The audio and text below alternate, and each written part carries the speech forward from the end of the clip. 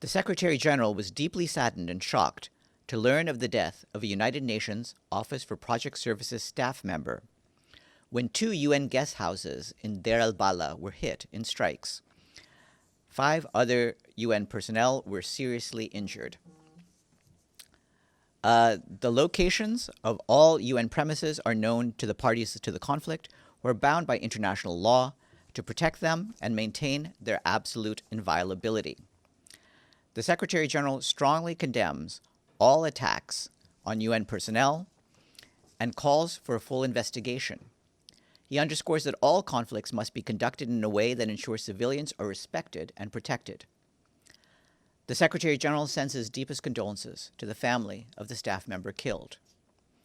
Today's deadly strike brings the number of UN colleagues killed in Gaza since the 7th of October 2023 to at least 280.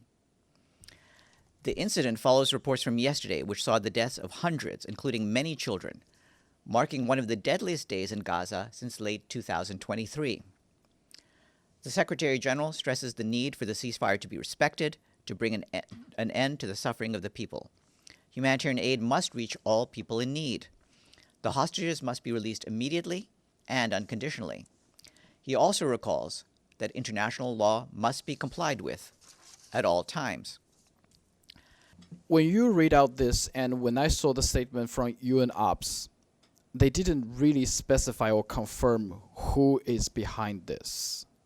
Like from which party? Is it IDF? Is it Hamas? So you have no information? I think it is too soon to determine. Like I said, the information we have is that this was an explosive ordnance that was either dropped into the building or fired at the building. It was not a mine or anything like that. It was some form of ordnance being dropped or fired either by land, sea, or air. So how? We will need it will need to be further investigated in terms of being able to determine responsibility. So if you're talking about responsibility, how would you expect there would be the accountability to hold in such a circumstance? You don't even know who did this. I think that will be clearer as it is investigated. I mean, obviously there were people.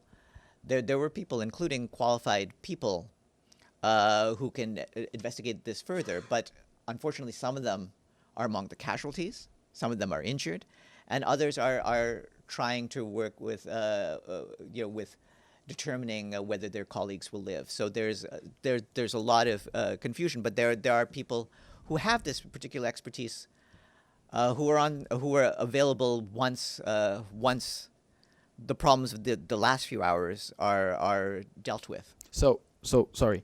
So let me make it clear. So far, it's too early to say who did this, right?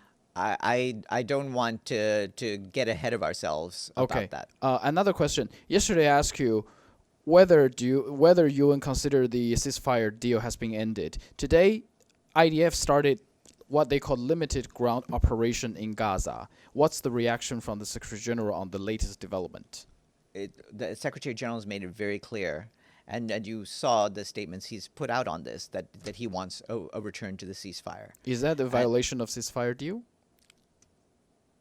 Any conflict does not go in conformity with the cessation of hostilities.